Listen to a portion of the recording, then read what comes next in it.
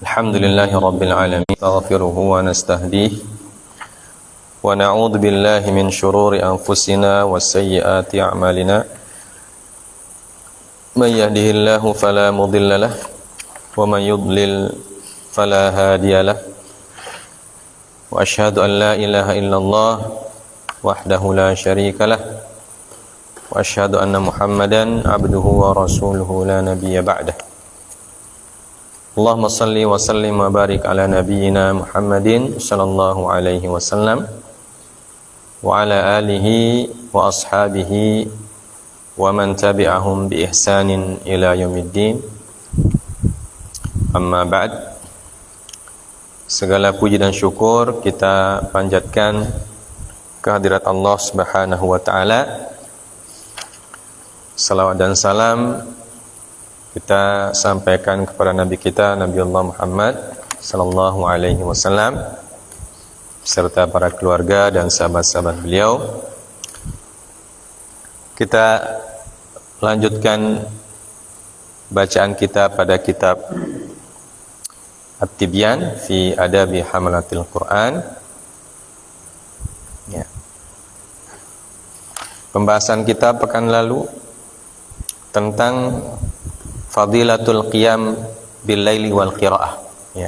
Keutamaan Qiyamul Lail dan membaca Al-Qur'an pada malam hari atau pada saat salat lail.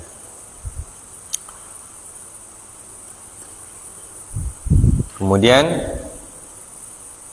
juga tentang ta'ahud dengan Al-Qur'an atau komitmen terhadap Al-Qur'an. Hadis yang pertama yang kita bacakan kemarin, hadis dari Abi Musa al-Asy'ari radhiyallahu taala anhu. Kemudian hadis yang kedua sekarang, ya. Kita baca hadisnya. Bismillahirrahmanirrahim. Ani Ibni Umar radhiyallahu taala anhuma anna Rasulullah sallallahu alaihi wasallam qala innama mathalu sahibil Qur'ani kamathalil ibilil mu'allaqati in ahada 'alaiha amsakaha wa in atlaqaha dhahabat. Rawahul Bukhari wa Muslim. Ya. Imam Al-Bukhari meriwayatkannya dalam kitab Fadailul Quran, ya, dan bab Istidhkarul Quran. Sedangkan Imam Muslim menyebutkannya dalam kitab Salatul Musafirin, ya. Babnya bab Al-Amru bi Ta'ahudil Quran. Ya. Dan Imam An-Nasa'i meriwayatkannya di dalam kitab As-Shalah bab Jami' ma ja'a fil Quran. Nah, jemaah sekalian dimuliakan oleh Allah Subhanahu wa taala. Arti dari hadis ini sendiri, ya, dari Abdullah bin Umar radhiyallahu taala anhuma, bahwasanya Rasulullah sallallahu alaihi wasallam bersabda, "Innama mathalu sahibil Quran." Ya. Hanya saja permisalan sahibil Quran. Permisalan sahibnya Al-Quran, ya. Kata sahib dari kata suhbah, ya. Dan suhbah itu karakteristiknya adalah orang yang senantiasa menemani, ya, tidak terpisah dengannya, namanya suhbah.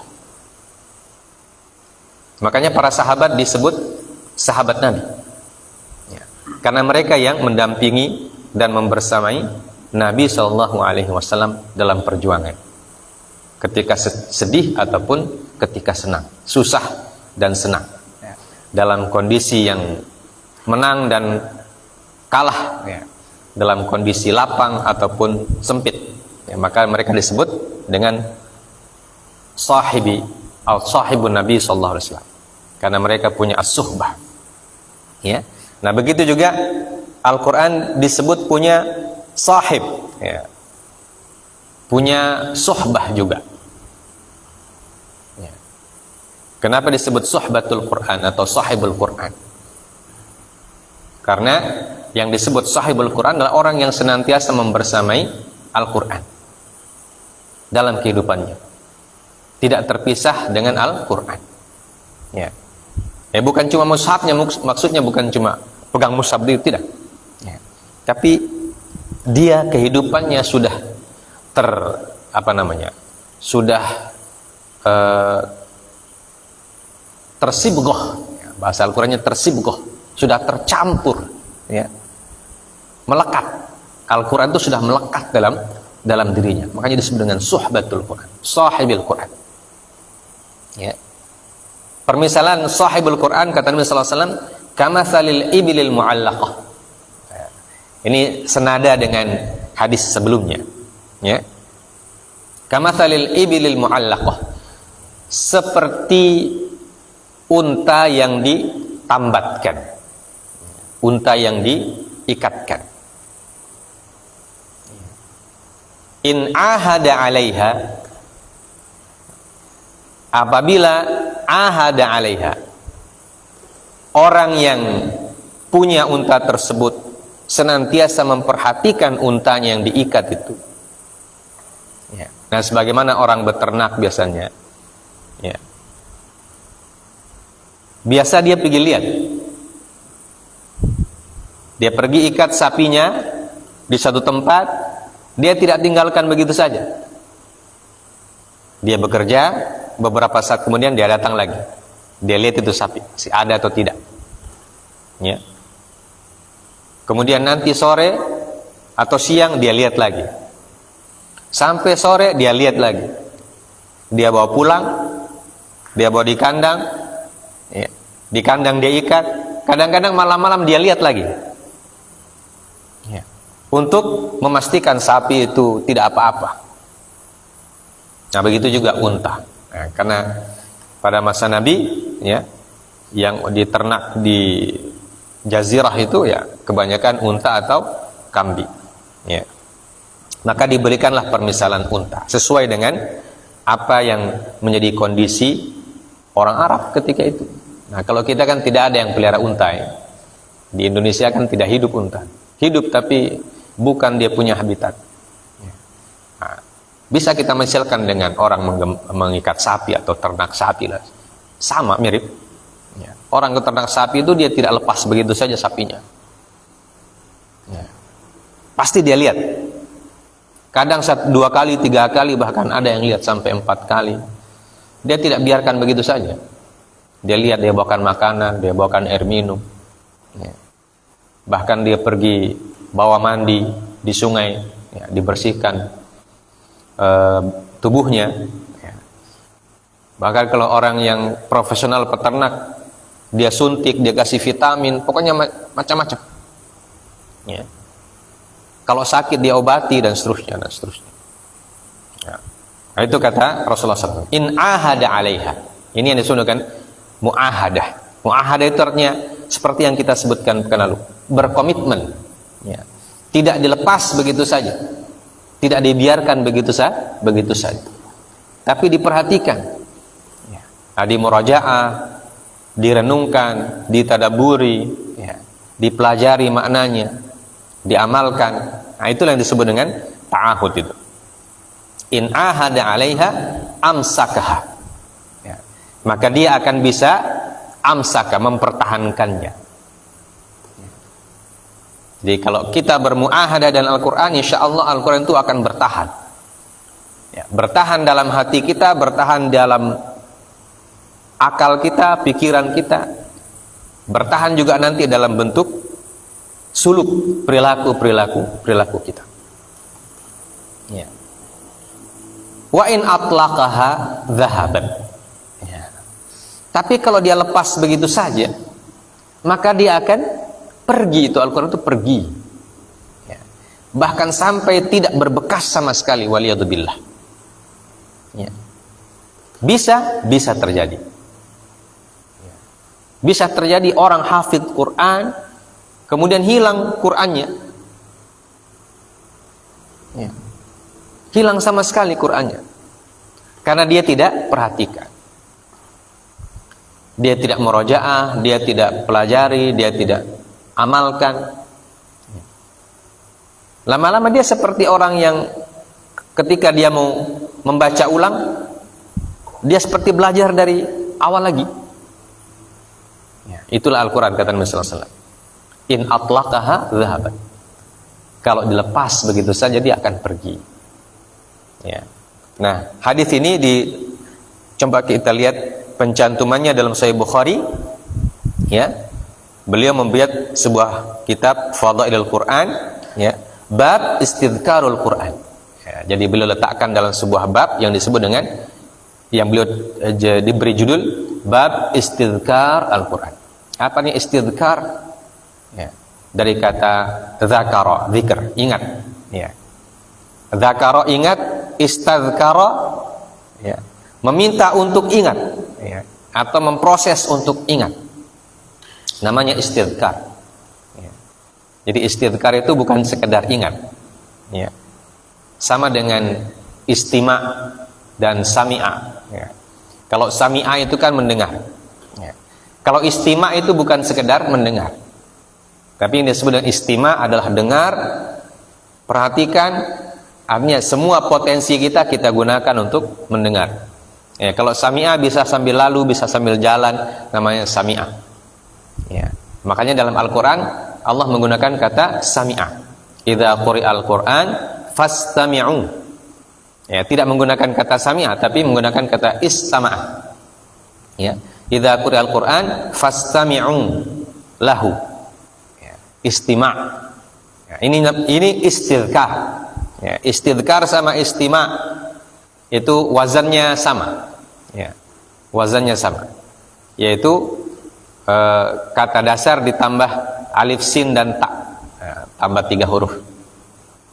Ya, fungsinya apa? Untuk penekanan makna. Ya. Kalau sami'a artinya mendengar. Nah, mendengar itu bisa sambil lalu, bisa sambil jalan. Istama'a artinya mendengar dan perhatikan. Ya. Jadi dengarnya serius. Ya, mendengar dengan serius, dengan penuh perhatian. Nah, begitu juga istadzkara. Ya. Kalau dzakara artinya mengingat, ingat, ya, ingat saja. Ya. Tapi kalau istadzkara, nah, itu meminta proses untuk ingat itu dengan lebih apa lagi? Lebih besar potensinya. Makanya beliau menggunakan judul bab istidkarul Quran. Ya. Bab tentang kita wajib memproses ingatan kita terhadap Al-Quran. Ya. Dan istidkar ini maksudnya bukan hanya mengingat secara hafalan, ya, tapi mengingat seluruh apa yang kita seluruh kewajiban kita terhadap Al-Quran. Ya, bukan sekedar hafalannya saja yang diingat, ya, tapi semuanya, bacaannya, hukum-hukumnya, ya, makna-maknanya, tadaburnya dan seterusnya. Ingat, istidkar, namanya istidkar. Ya, maka beliau membuat bab namanya bab istidkarul Quran. Nah, ini para ulama memilih kosakata ketika mengarang itu. Nah, tidak hanya sekedar menggunakan mencomot kata, tapi memang tujuannya dalam. Ya. Sedangkan Imam Muslim meletakkan hadis ini di dalam sholatul musafirin. Nah, sholatnya orang-orang musafir. Ya, dan kita tahu bagaimana orang musafir kan? Ya, orang musafir itu kan susah, payah dia. Fokusnya bagaimana sampai di tujuan. Ya. Bagaimana sampai di tujuan dengan selamat dan secepatnya.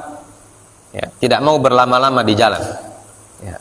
Karena kalau lama-lama di jalan resikonya tambah banyak. Ya. Biaya tambah besar, resiko tambah banyak. Ya. Dan babnya al-amru bita'ahudil Quran. Ini juga penulisan bab serta kitab. Ini juga menjadi perenungan kita. Bagaimana Imam Muslim meletakkan hadis ini di bab salatul musafir. Salatnya orang musafir. Dan kita tahu salatnya orang musafir itu kan salat yang diqasar, dijamak. Kenapa? Karena diberikan rukhsah, keringanan oleh Allah Subhanahu wa taala untuk menjamak dan mengqasar salat. Melihat kondisi orang yang musafir itu tidak dalam kondisi normal sebagaimana ketika dia berada di rumahnya. Ya. Maka salatul musafirin ya, lebih singkat, bisa dijamak ya, supaya meringankan. Ya. Kenapa? Karena beban orang musafir itu berat. Ya. Bahkan ada dalam hadis disebutkan bahwa safar itu qit'atun minal azab. Atau kama qala Nabi sallallahu alaihi wasallam. Orang safar itu qit'ah minal azab. Seperti kita sedang melakukan salah satu potongan azab. Ya.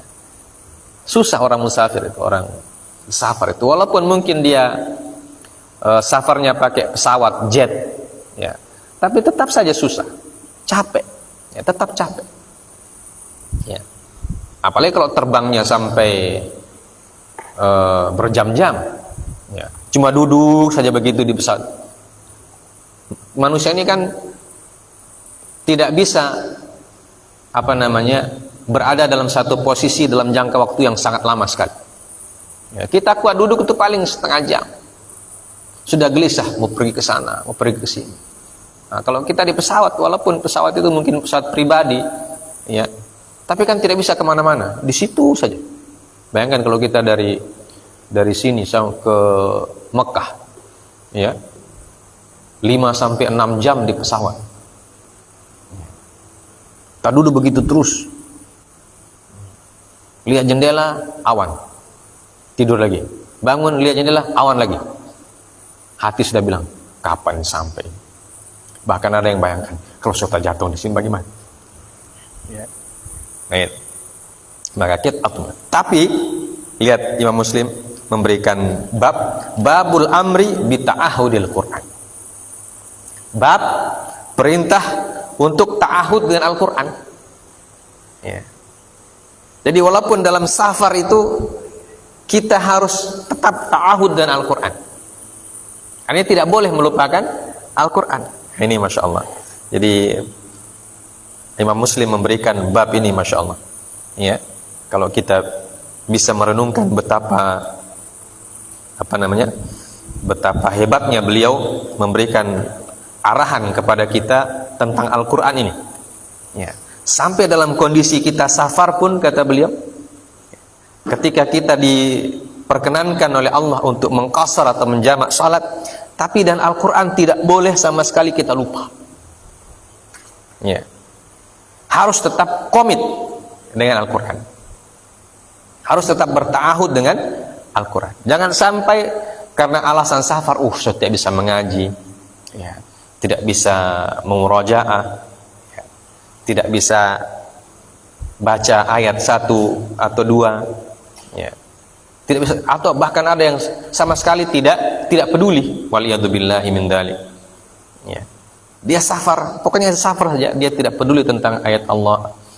Padahal safar itu bagian dari sunnatullah.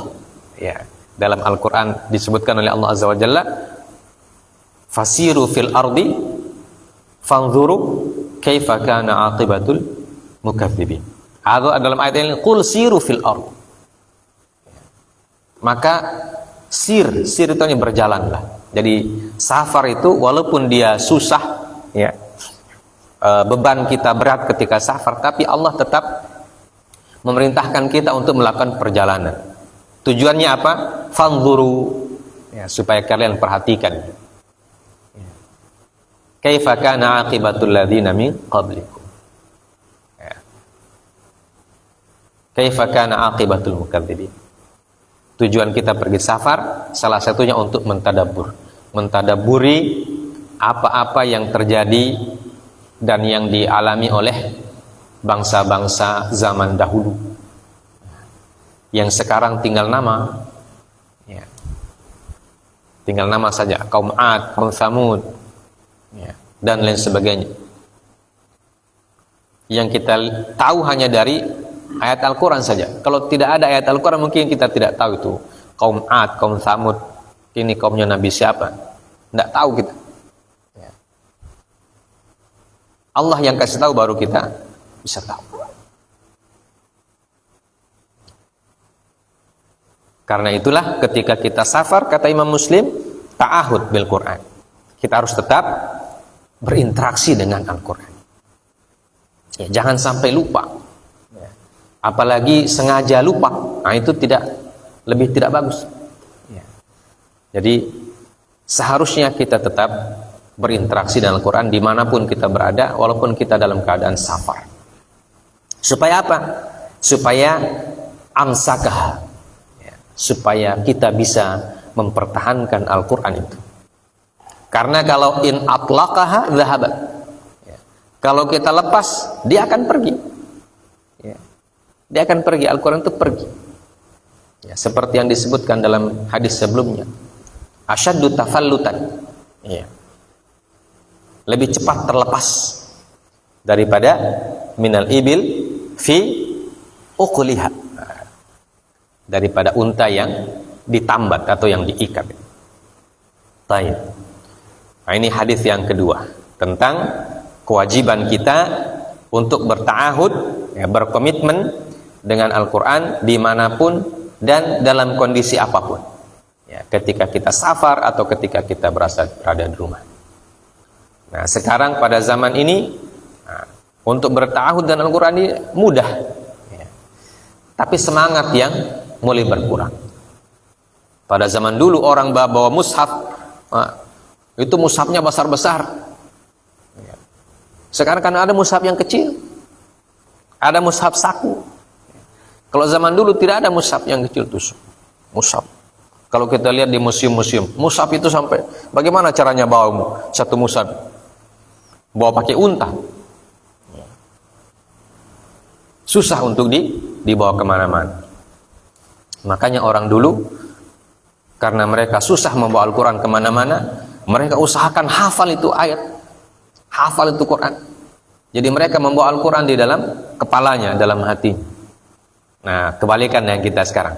Kita ini merasa semuanya mudah, ya. Bahkan ada yang mengatakan, untuk apa Al-Quran dihafal katanya, ya. Tinggal download di HP, nanti baca di HP. Nah, itulah semangat kita zaman sekarang, ya.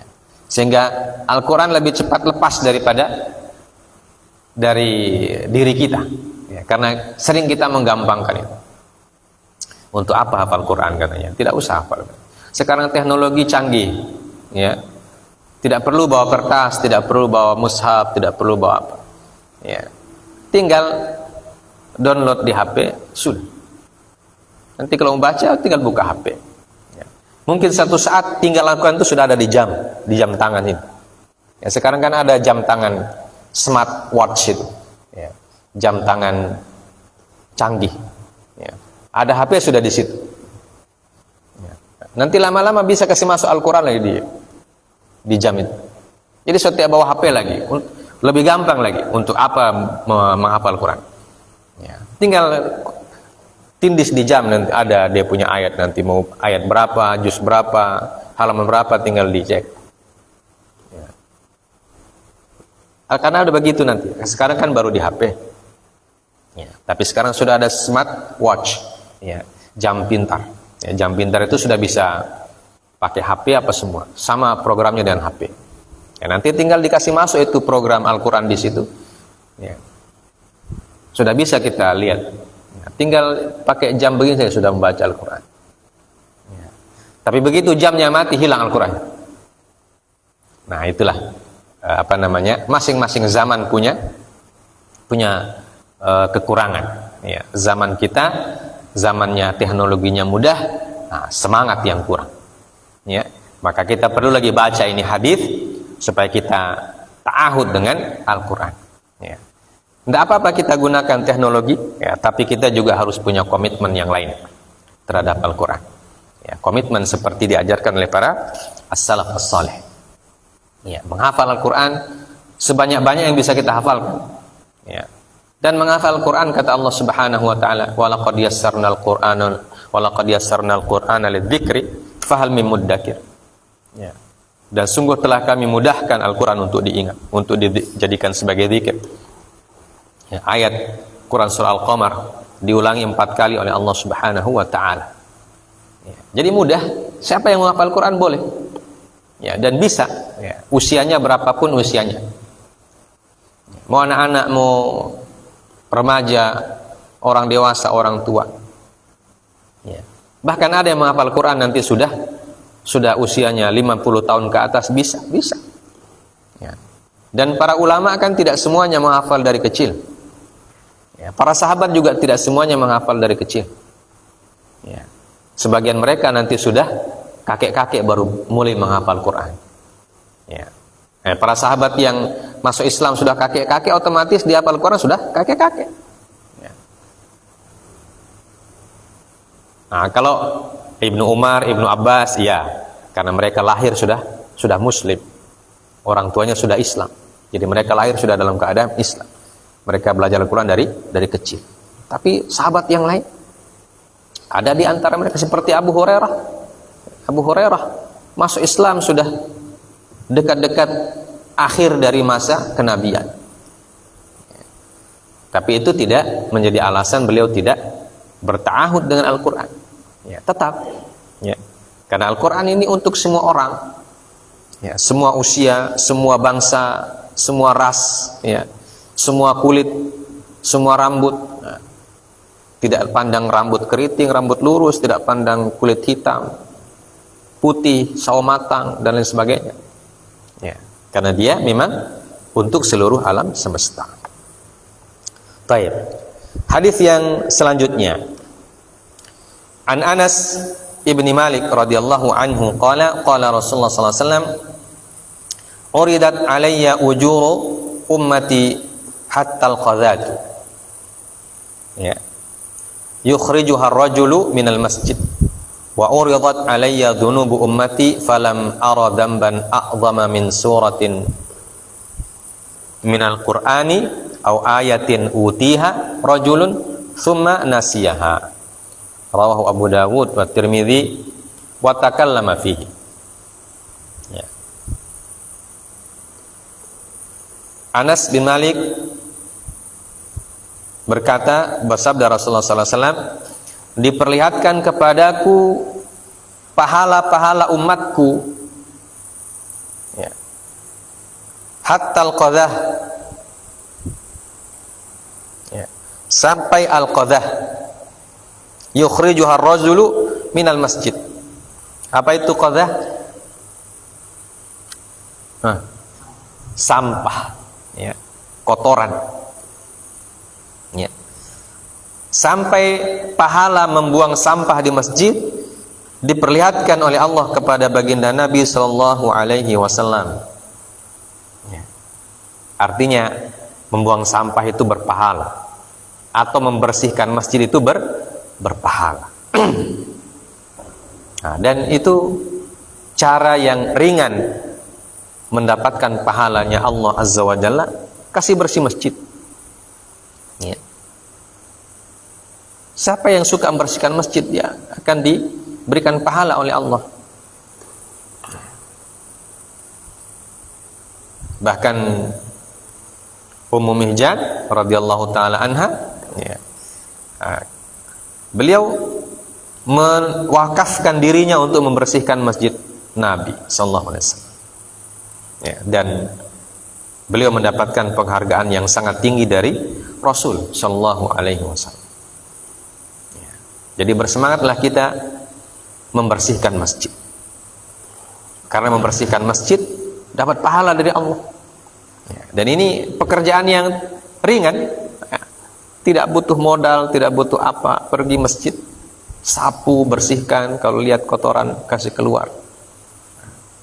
Dapat pahala. Nah. Dan juga diperlihatkan kepadaku dosa-dosa umatku, kata Nabi sallallahu alaihi wasallam. Falam ara dzamban a'zama min suratin minal Qur'an aw ayatin utiha rajulun tsumma nasiyaha. Ya.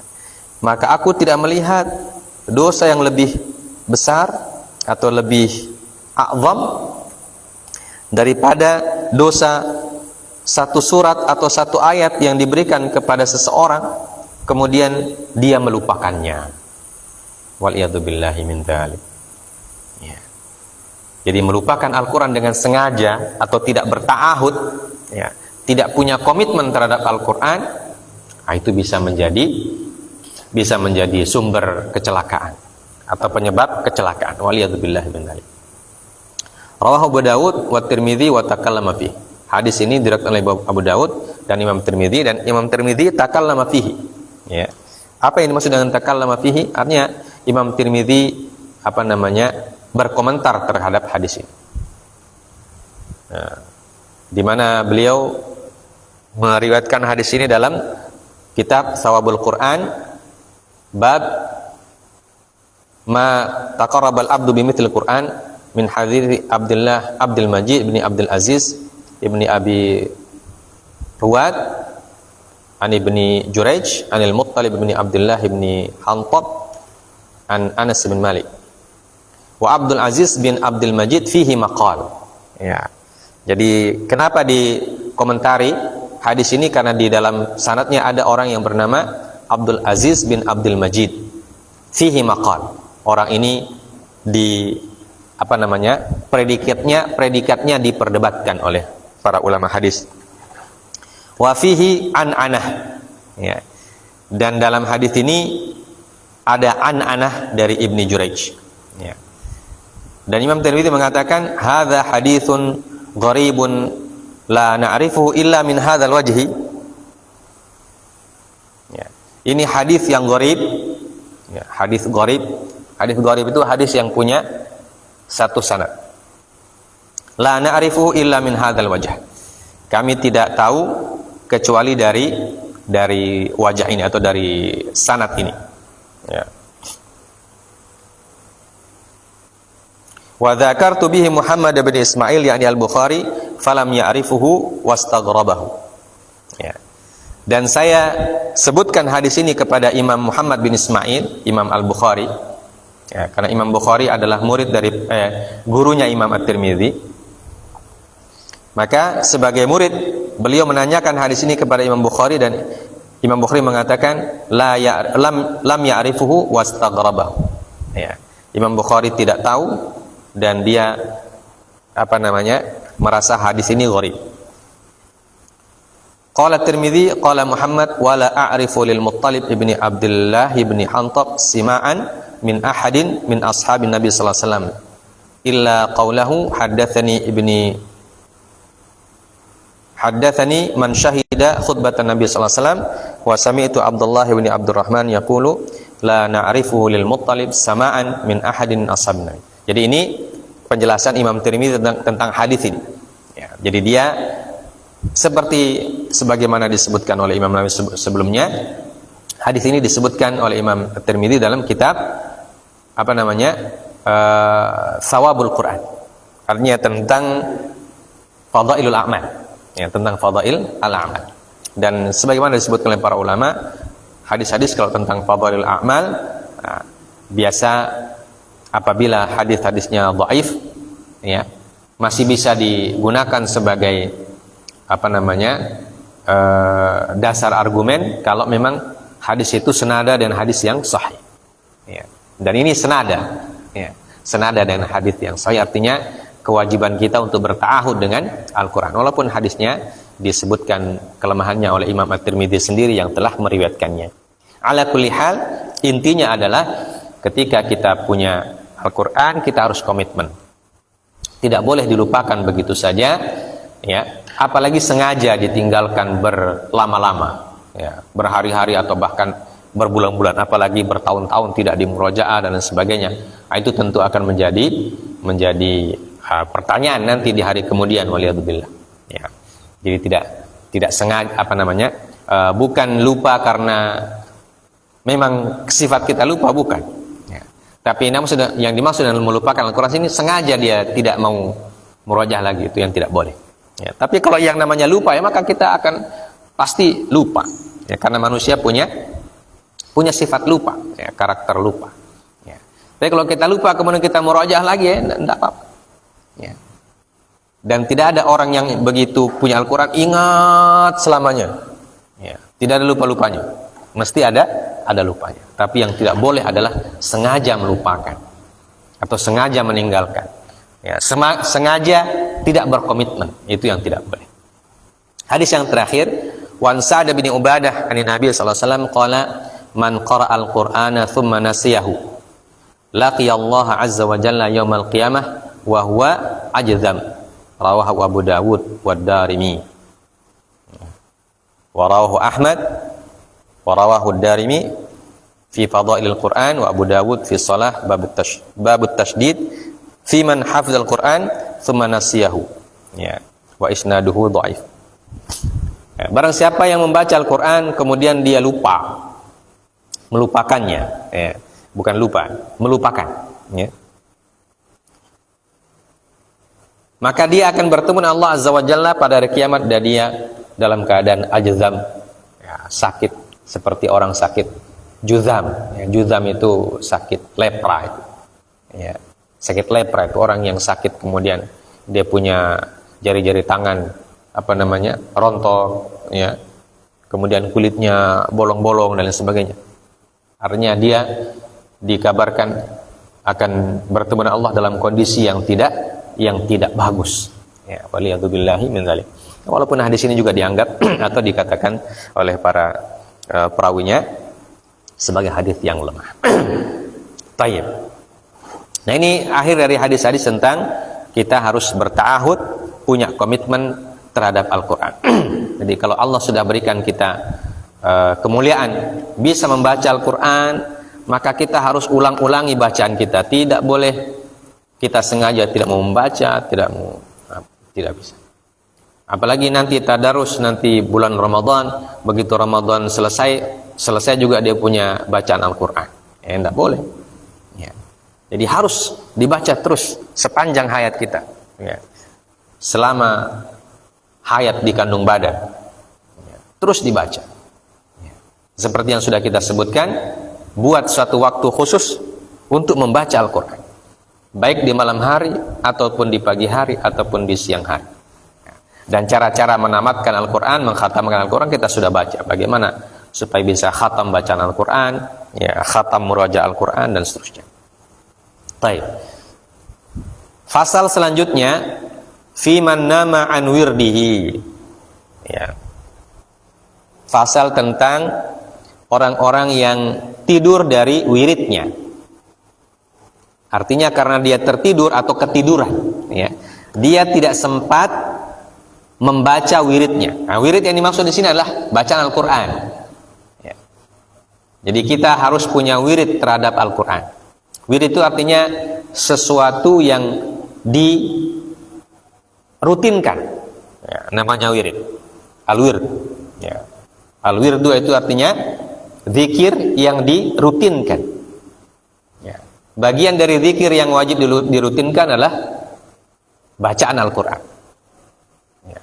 Nah, bagaimana kalau kita punya rutin Al-Quran? Misalnya kita punya wirid rutin baca Al-Quran itu habis maghrib sampai isya. Ya. Dan kita berkomitmen baca mungkin ya minimal 2 lembar atau 3 lembar. Dan itu kita kerjakan setiap malam. Ya, jadi menjadi wirid ya. Ya. Atau setelah isya, atau kapanlah kita punya komitmen kepada Al-Quran. Ya. Kita berkomitmen dengan Al-Quran kita sendiri. Ya. Kita dengan Al-Quran. Ya. Dan itu bukan diwajibkan oleh orang, tapi memang kita punya keinginan berkomitmen dengan Al-Quran. Saya khususkan saya punya waktu habis subuh misalnya, saya akan membaca 2 atau 3 lembar Al-Quran setiap hari. Ya. Jadi awal sampai akhir. Sudah sampai akhir, ulang lagi dari awal. Begitu seterusnya.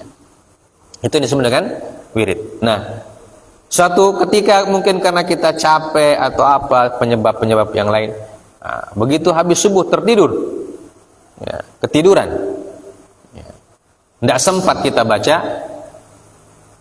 wirid kita pada saat itu. Ya. Jadwal Al-Quran kita kelewatan. Nah, itu bagaimana caranya? Nah, di sini disebutkan. Ya.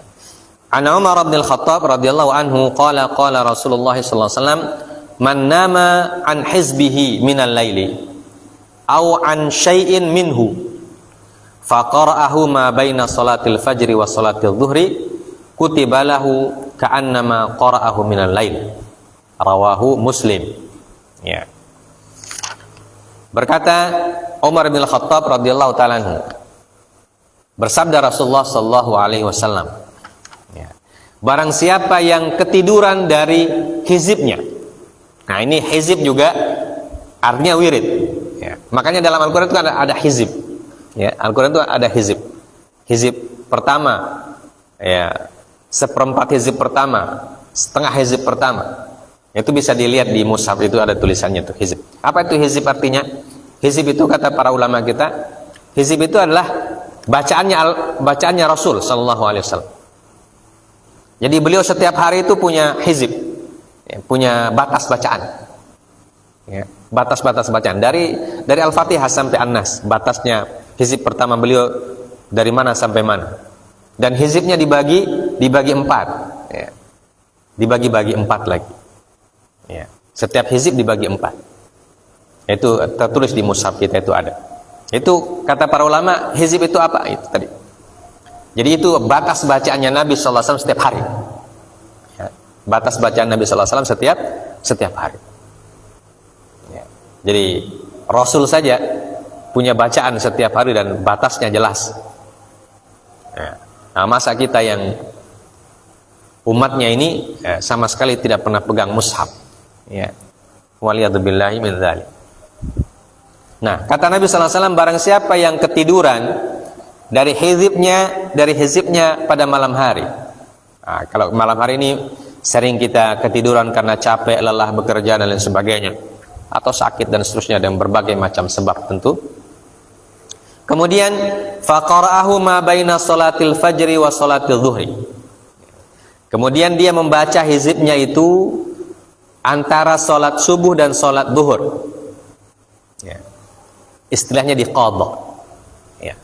Kalau tidak bisa, kalau kita kelewatan tidak baca malam hari, kita qadha. Barang siapa yang melakukannya, kata Nabi, diberikan ganjaran kutibalahu ka'annama qara'ahu minal lail. Maka dituliskan untuknya pahala sebagaimana dia membacanya dari malam hari. Ya, Masya Allah. Jadi kalau orang punya komitmen ini seperti itu namanya komitmen. Ya. Kalau ditinggalkan, dia cari waktu lain untuk mengqadha. Ya. Maka bukan hanya sholat saja yang diqadha, atau bukan semua puasa yang diqadha. Bahkan bacaan Al-Quran pun ya dianjurkan untuk diqadha. Ya. Kalau kita sudah punya hizib, ya, punya wirid rutin dan tidak bisa kita lakukan ya, karena berbagai macam sebab yang syar'i, ya, bukan karena sengaja ditinggalkan, ya, maka kita qadha di waktu yang lain. Itu dianjurkan oleh Nabi sallallahu alaihi wasallam dalam hadis ini. Dan dari mana kita lihat penganjurannya? Karena diberikan janji pahala oleh Nabi. Ya, kutibalahu ka'annama qara'ahu minal lail. Dia dituliskan untuknya pahala sebagaimana atau seakan-akan dia membacanya dari sejak malam hari. Hadis riwayat Imam Muslim. Kemudian an Sulaiman bin Yasar qala Abu Usaid radhiyallahu anhu, nimtul barihata an wirdi hatta asbahtu, falamma asbahtu istarja'tu wa kana wirdi surat al-Baqarah fara'aitu fil manami ka'anna baqaratun tantahuni. Ya, rawahu Ibnu Abi Dawud. Ya. Ya, disebutkan dari Sulaiman bin Yasar. Nah, ini kisah para tabi'in, ya, kisah para tabi'in dengan para sahabat. Ya, Sulaiman bin Yasar seorang tabi'in. Berkata Abu Usaid radhiyallahu ta'ala, berkata salah seorang sahabat, Abu Usaid sahabat. Ya. Apa katanya? Saya ketiduran tadi malam dan tidak sempat membaca saya punya wirid. Ya. sampai saya di waktu subuh. Jadi satu malam itu ketiduran, kecapean, ya. Dan ketika saya bangun subuh, istirja'tu. Apa namanya istirja'tu? Istirja'. Ya. Mengatakan kalimat inna lillahi wa inna ilaihi raji'un. Kenapa dia beristirja'? Kenapa dia mengucapkan inna lillahi wa inna ilaihi raji'un? Ya, karena dia mengatakan wa kana wirdi surat al-Baqarah fara'aitu fil manami ka'anna baqaratan tantahuni. Ya, rawahu Ibnu Abi Dawud. Dan seharusnya saya membaca itu, saya punya wirid itu surah Al-Baqarah. Ya, artinya dia punya wirid malam itu seharusnya dia harus baca surah Al-Baqarah. Tapi karena ketiduran tidak sempat. Ya. Dan dia bermimpi. Mimpinya apa? Ya. Mimpinya apa? Sapi tantah itu apa? Menanduk. Ya. Jadi dia mimpi ditanduk sapi pada malam hari. Ya. Kenapa? Karena surah Al-Baqarahnya dia tidak baca. Ya. Nah ini kisah para salaf, ya, sahabat Nabi SAW. Nah, kalau kita orang tiap malam nih mimpi dikejar ular, mimpi dikejar ular, mimpi ditanduk sapi, mimpi pokoknya macam-macam. Ya. Nah, salah satu sebabnya mungkin karena itu kita pokoknya tidur sembarangan. Ya, mau tidur, mau kadang tidak baca doa dan lain sebagainya.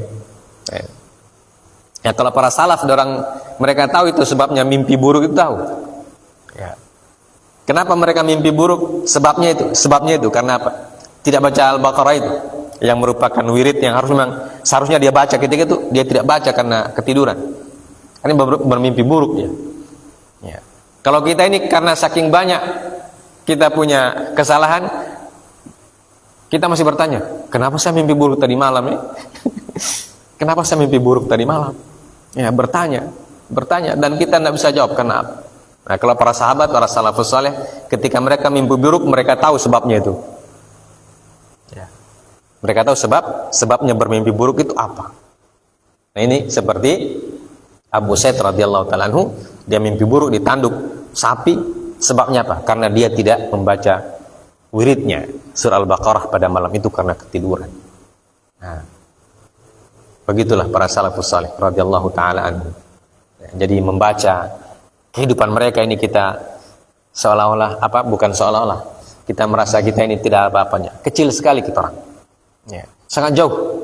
Ya. Perbandingan mereka dengan kita ini sangat jauh. Bukan cuma zamannya yang jauh. Ya, tapi amalan juga jauh sekali ya Allah. Ya. Semoga kita diberikan taufik oleh Allah Subhanahu wa taala. Ya, mencoba kemudian belajar untuk bagaimana kita mengikuti jejak-jejak mereka, terutama jejak mereka dengan Al-Qur'an. Wara Ibnu Abi Dunya an ba'di hufadil Qur'an annahu nama lailatan an hizbihi fa uriya fi manamihi ka'anna qailan yaqul ajibtu min jismin wa min sihhatin wa min fata nama ilal fajri wal mautu la tu'manu khatafatuhu fi dhulmil laili idza yasri. Berkata Ibnu Abi Dunya mengisahkan pernyataan atau perkataan min hufadil Quran, para penghafal Al-Quran, para hufad. Para hufad kalau pada zaman dahulu kala, pada zaman salaf yang disebut dengan hafid itu bukan hanya menghafal ayat dari Al-Fatihah sampai An-Nas, hafal begitu saja. Tapi yang dimaksud dengan hufad ada orang yang hafal, paham dan sebagainya. Ya. Hanya alim bahasa kita, alim. Dari sebagian para ulama Al-Quran. Bahwa mereka atau dia nama lailatan an hizbihi. Ya. Dia ketiduran dari hizibnya. Ya. Seperti Abu Said radhiyallahu ta'ala anhu. Ketiduran, tidak sempat membaca hizib yang harusnya dia baca. Fa'uriya fi manamihi ka'anna qailan yaqul. Maka dia diperlihatkan dalam mimpinya ada seorang yang mengatakan, apa katanya? Ajibtu min jismin wa min sihhatin wa min fata nama ilal fajr. Ya. Sungguh aneh kata orang yang berkata dalam mimpinya itu. Sungguh aneh orang ini fisiknya bagus, kesehatannya bagus, dan dia seorang pemuda tapi nama ilal fajr. Tapi kalau tidur, dia tidur sampai subuh, tidak bangun-bangun. Ya. Begitu tidur tidak bangun-bangun sampai subuh. Masih untung kalau bangun subuh. Kadang sampai matahari terbit belum bangun juga. Nah, itu sudah musibah ya. Ya. Ajib tuh, aneh katanya ini. Mengherankan. Padahal apa katanya? Wal mautu la tu'manu khatafatuhu. Sedangkan kematian itu tidak boleh ada orang merasa aman dari sambarannya. Ya. Khatfah itu sambaran. Disambar kematian. Ya. Kalau disambar petir masih bisa berlindung. Kalau disambar kematian enggak ada kata perlindungan. Ya. Wal mautu la tu'manu khatafatu. Dan kematian itu tidak ada orang yang bisa aman dari sambarannya. Fi dhulmil laili idza yasri. Ya. Bahkan dalam kegelapan malam sekalipun. Ya. Ketika maut itu sudah berjalan, ya. Sudah sudah mendatangi seorang hamba. Dia tidak pandang bulu. Orang itu sementara tidur atau sedang bercengkrama dan sebagainya. Dan yang mengherankan ada orang yang tidak peduli sama sekali. Dia tidak peduli kematiannya dalam kondisi apa. Sehingga dia tidur begitu saja. Tidak ada ingat satu ayat pun Al-Quran. Ya. Tidak ada membaca satu surah. Bahkan mungkin doa pun tidak baca doa. Waliyadzubillah. Ini artinya apa? Artinya kita sebagai orang-orang yang diberikan kemuliaan oleh Allah mempelajari Al-Quran, kita harus punya komitmen. Ya. Jangan sampai kita mati, tidak ada Al-Quran yang kita bawa. Ya. Tidak ada yang menjadi saksi. Padahal kata Rasulullah, nanti Al-Quran itu akan datang menjadi syafi', menjadi pemberi syafaat untuk sahibnya. Untuk orang yang mensuhbatinya, untuk orang yang berinteraksi dengannya di dalam kehidupan di dunia ini. Nah, ini hadis Nabi SAW dan kisah-kisah para salafus salih, bagaimana mereka berkomitmen dengan bacaan Al-Quran. Ya.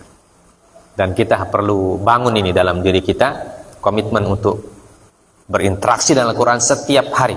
Ya. Baik itu malam ataupun siang. Ya. Jadi kita siapkan waktu, ya. Jangan nanti sempat. Buat itu kesempatan. Ya. Biasanya orang mengatakan, "Oh, tidak sempat saya baca Al-Quran." Bukan tidak sempat, tapi kamu tidak membuat kesempatan itu untuk membaca Al-Quran. Ya. Jadi harus buat kesempatan itu. Waktu itu kita harus khususkan. Ya. Bukan nanti kalau ada waktu saya membaca. Ya, tidak boleh. Ya. Tapi kita harus punya waktu khusus untuk membaca Al-Quran. Ya. Supaya apa? Supaya kita berkomitmen. Ya. Jangan sampai kita menghadap Allah Subhanahu wa taala, ya, tidak ada ayat yang kita bawa. Ya, tidak ada Al-Qur'an yang kita bawa. Ya, nanti siapa yang tolong kita? Padahal Al-Qur'an sudah dijanjikan oleh Nabi sallallahu alaihi wasallam sebagai penolong, ya, bagi orang yang menjaganya di dunia. Baik, sudah waktu Isya, kita cukupkan sampai sini. Semoga hadis-hadis yang kita baca, kisah-kisah para salaf yang kita baca bisa menggugah, ya, hati kita dan sekaligus memberikan kita semangat untuk berkomitmen dengan Al-Quran, ya, mulai hari ini, ya, sampai seterusnya, ya, dengan cara membacanya setiap malam atau entah setiap pagi, entah setiap sore.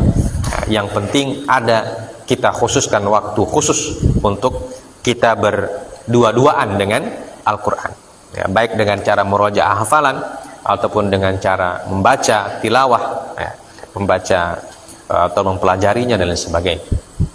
Ya, bila perlu kita punya wirid, ya, punya hizib khusus, batas-batas bacaan khusus yang terus bersambung dari awal sampai akhir, dan kita rutinkan setiap waktu yang kita buat itu, ya, setiap waktu yang kita jadwalkan itu kita rutinkan Nah, itu akan memberikan manfaat yang sangat besar untuk kita. Ya, dan tentu selain manfaat di manfaat di akhirat yang sudah dijanjikan oleh baginda Nabi sallallahu alaihi wasallam, pasti juga ada manfaat di dunia.